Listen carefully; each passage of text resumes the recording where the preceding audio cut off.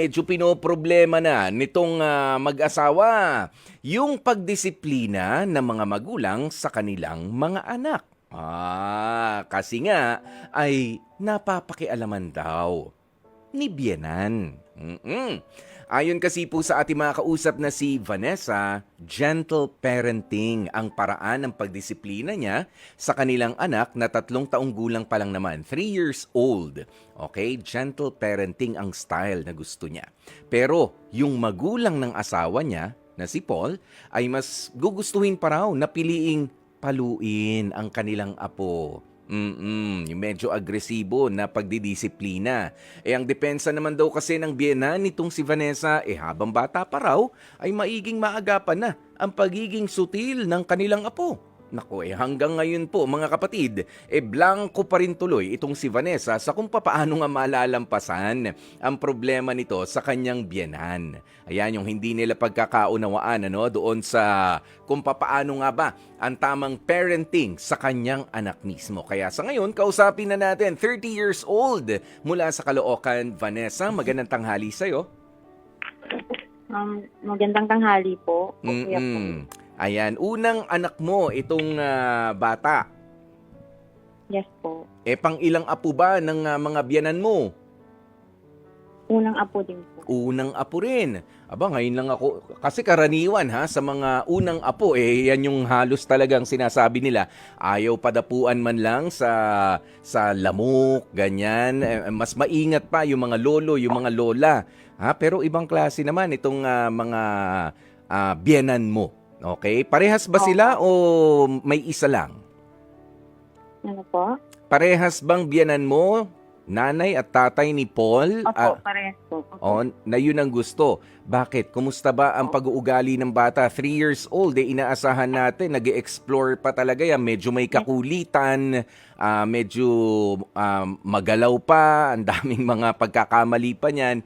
Ano ba ang ugali ng bata? Oo, makulit po talaga yung bata. Kailangan po talagang bantayan. Kasi po, yun nga po, kung ano-ano po yung mga kinakalikot niya. Sobrang active po ng bata kasi. Yun. Pero itong sinasabi mo na gentle parenting ang paraan mo ng pagdidisiplina. Kapag ka ganyan na merong kakulitan o merong nasira yung bata, paano mo hinahandle yan? Pinakausap ko po siya pagka sa akin na mali po yung ginawa niya. Pinakausap ko lang po siya. Nakakausap pero walang palo sa palad, walang palo sa puwet, ganyan, wala. Opo, wala po. Hindi ko po muna siya pinapalo. Okay, bakit? Ano ba ang paniwala mo sa pamamalo? Kasi po parang sobrang bata pa po niya para paluin. Para sa akin, gusto kong may ma-develop niya pa yung mga dapat niyang mga basta may develop lang siya. Ayoko kasi na matulad siya sa akin. Ayoko na maranasan niya yung mga naranasan ko dati. Pero hindi naman ikaw yung walang pakialam. Kumbaga, nakasira, di bale, bata naman yan nakabasag na ng gamit doon ng importanteng bagay. Di bale, bata na yan. Kasi iba naman na iba na yun. Permissive na yun. Kung tawagin, hindi mo na kinukumpronta yung bata. Hindi ka naman sa ganung punto, ha? Ganun po, kinukumpronta ko po siya na mali po yung ginawa niya. As in, kinakausap ko po siya, pinapaliwanag ko yung tama at mali. Okay. Samantala, yung mga magulang nga ni Paul, ayan, ang asawa mo, ay hindi ganun ang paniwala. Di bale, tanungin natin si Paul. Okay, dahil nasa kabilang linya naman si Paul, ang asawa mo. Ayan, Paul, magandang tanghali sa'yo. Good afternoon po. Nako kumusta ba ang pakiramdam ng naiipit sa dalawang nag-uumpugang bato sa pagpapalaki sa unang anak ninyo at unang apo ng mga magulang mo? Medyo nahihirapan niya po. Ikaw, ano bang ginagawa mo naman para sa pagpapalaki ng 3 years old ninyong anak? Since hindi na rin kami masyado nakakapagbantin ng bata gawa ng baby, gawa ng sa BGC pa po ako pumapasok eh. Pag uwi ko, halos matutulog na lang ako. Mhm. Di ba po? Yun, pagka uwi ko, pahinga na lang. Halos, wala na rin siya, tulog na rin eh. Okay, papahinga na. Pag inaabutan ko, oo. Oo. So, Yan, nakikwento lang sa akin na gano'n. mm. Yung nangyayari. So ganito, Paul, dahil nga sa nalalaman mo na merong style ng pagiging magulang o parenting itong si Vanessa na asawa mo at meron din siyang sinasabi na iba rin yung gustong mangyari ng mga magulang mo mismo. Eh ano bang ano mo diyan? Papaano mo yan tinitimbang?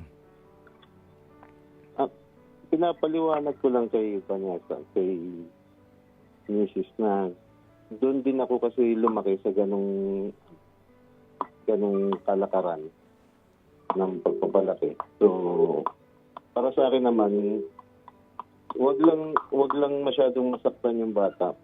Parang okay lang din naman kasi kumbaga, malalaman niyo yung tama at mali. Mhm. Doon pa lang sa point na yun. So, para sa akin, okay din naman. Mhm.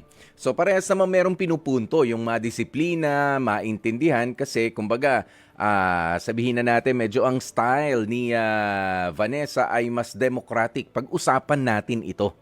'Di ba? Pag-usapan natin ito. Samantala yung style naman ng mga sarili mong magulang ay mali yan, ito ang tama, ito dapat ang gawin mo.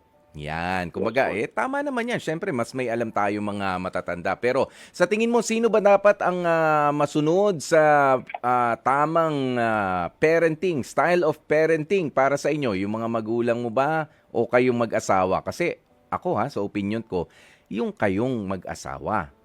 Oo. Ikaw, lumaki ka man sa ganun, lumaki ka sa palo.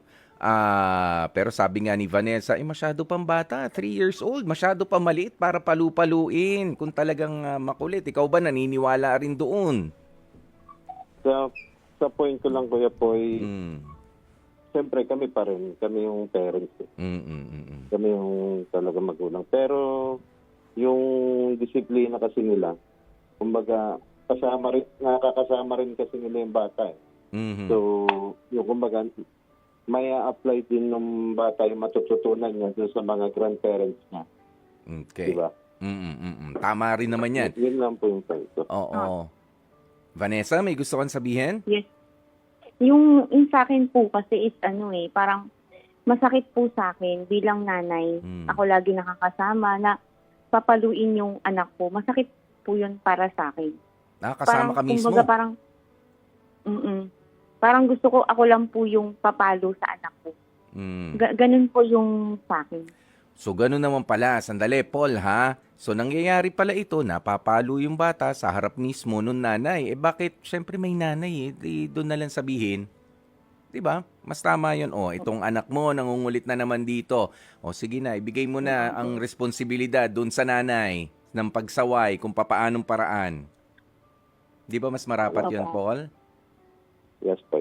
Oo, katulad niya, nasa iyo naman na. Alangan namang, oo nga, mga magulang mo rin yun. Pero syempre, ibang tao pa rin yun eh. Oo, nandyan naman kayo mga magulang. Sino ba talaga ang may karapatan na magsabi at sino ba ang may responsibilidad na mapagsabihan yung bata? 'Di ba? Nagegets mo yung sinasabi ni Vanessa. So ito ang pagkakataon, mag-usap nga kayong dalawa. Vanessa, ilatag mo lahat kay Paul kung ano yung lahat ng mga gusto mong sabihin at ikaw naman, Paul, ano yung pwedeng gawin. Ayan, para masolusyonan natin to ng sabay-sabay. Okay? Vanessa, sige, banat. Yun nga po yung para sa akin, kung may mali man yung bata, sabihin na lang sa akin para ako na lang kakausap or kung pwede na siyang paluin, gagawin ko naman in a nice way. Huwag lang yung magkamali yung bata, palo. Yun lang naman yung gusto ko. Kasi masakit talaga sa isang magulang na may kita mong kahit nasabi mong mama mo siya or papa mo, ibang tao pa nga rin niya. Gusto ko na ako lang muna yung magdidisiplina sa bata. Yun lang po. Paul, ano magagawa natin dito? Siyempre, mga magulang mo yung involved dito. Ano bang dapat ding sabihin o anong dapat gawin sa mga magulang mo na syempre ikaw yan eh. Partido mo yan. Maganda siguro pag-usap-usapan na lang para kung paano i-handle ng tama yung anak namin. Mhm. Yeah. Kasi bata pa nga naman.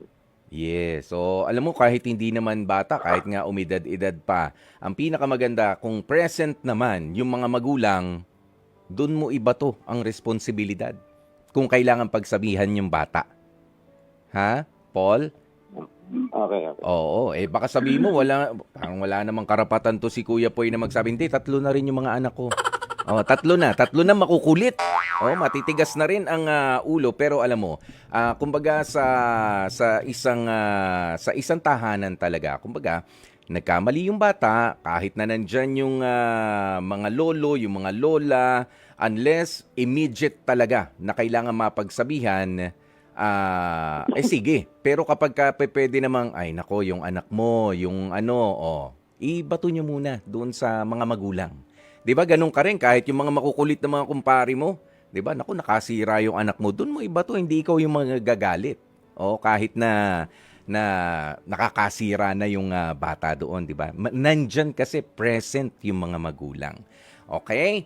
Ayan, pero alam nyo, ang tip ko lang rin para sa inyong dalawa, no, bilang mga magulang, maging flexible din kayo. Hindi rin yung masyadong rigid, Vanessa. Alam ko na meron kang style sa parenting na gusto mo. Hindi rin naman masama na maging na makinig sa mga magulang nitong si Paul sa mga kontribusyon nila, sa mga suggestion nila, sa mga suggestions. Okay din yun. Pagbibigay respeto, mas nauna sila mga naging magulang kesa sa inyo. At sa bandang huli, marirealize mo, syempre, siya rin naman na nagpalaki sa napangasawa ko, kaya mo nagustuhan naman si Paul dahil maayos siyang tao, tama?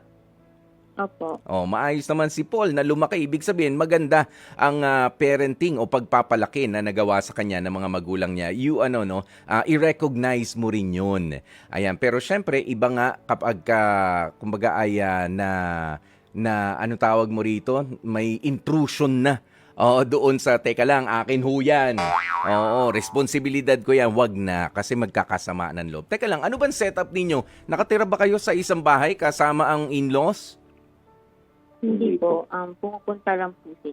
Yun, pumupunta na lang. So, si Paul na siguro, Paul, mas maganda na ikaw na ang makipag-usap sa mga magulang ninyo. Kapag ka makulito yung bata, sabihin nyo lang kay Vanessa o kaya sa akin. Di ba? Mas maganda yon. Yes. Kasi, Vanessa, nasabi mo na ba sa mga magulang ni Paul? O kaya mo ba sabihin na, Nay, Tay, wag nyo naman hong pagalitan, paluin yung anak namin sa harap ko pa mismo. Hindi pa po. Hindi pa po. Nahihiya ako. Yun, nahihiya talaga. Pero Paul, ngayon na alam mo na, pwede ba yun? Pwede bang ikaw na maglatag nung kila nanay, kila tatay? Apo. Oo, kasi masakit nga rin talaga sa isang magulang na makitang napapalo kahit pa lolo, lola. Alam natin gustong mapaigi yung bata pero wag naman, may sarili tayo mga style, di ba? Tsaka masyado pang bata. Okay? Ayan, may mga gusto pa ba kayong sabihin sa isa't isa? Baka naman kayo magtatampuhan pa. Paul, ikaw naman ang mauna magsalita. Yun, sa akin, okay na po yung napag-usapan niya. At least, na-open na niya yung yung side na. Mhm. Okay na po. Yun, mas malinaw Sabi ko na. na lang yung parents ko. Yun. Ikaw naman, Vanessa. Okay na po. Mag-uusap na lang po ulit kami. Yung para mas maayos na. Yan, maganda na meron kayong teamwork talaga sa pagiging mga magulang. At hindi po madali ang pagiging mga magulang sa iba po nating mga tagapakinig, ha? Kita nyo naman, itong si Paul, 'di ba? Gustuhin niya man na makabonding ang kanyang anak. Nag-iisa pa lang naman yung anak nila. Pero dahil sa pagod sa trabaho, medyo kinukulang rin sa oras, nagkakaroon ng mga problema na ganito. Pero kapag ka maganda ang teamwork ninyo na mag-asawa, I assure you, magiging successful ang inyong pagsasama. Ganun yan. Niniwala ba kayo doon, Vanessa and Paul? Yes po. Di ba? Kaya ano na ba ang inyong HEART decision? Ano ba ang heart decision ninyong dalawa? Half-half na. Half na lang po. Half and half. Sige, aayusin muna ni Paul yung aayusin niya sa mga magulang niya. Samantala si Vanessa, sige, oo, aayos din kung papaano nga ba ang mas mainam na pagpapalaki dyan sa bata. Okay? Balitaan nyo kami, ha? Thank you po. Alright, Thank you. maraming salamat sa inyo, Vanessa and Paul ng Caloocan.